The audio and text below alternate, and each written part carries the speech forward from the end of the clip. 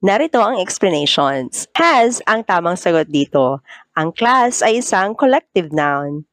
Ang collective nouns ay generally tinitake as singular, as one, especially sa formal context like sa written forms of communications or sa exam purposes.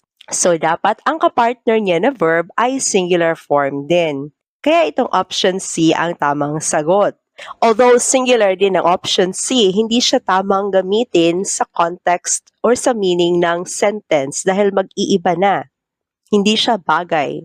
Ang A ay helping verb ng present perfect tense na active voice, meaning ang subject, itong class, ang gagawa ng action.